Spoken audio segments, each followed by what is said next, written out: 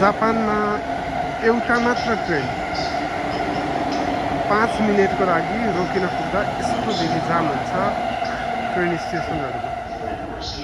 यो चाहिँ ठ्याक्क जापानको टोकियोको कामाता रेल स्टेसनको दृश्य हो।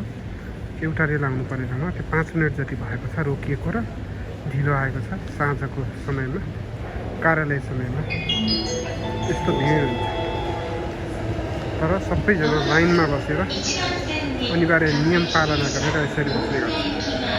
सामान्य जानकारीको लागि पुरै सबैजना लामबद्ध अवस्थामा छ, तपाईँ देख्न सक्नुहुन्छ।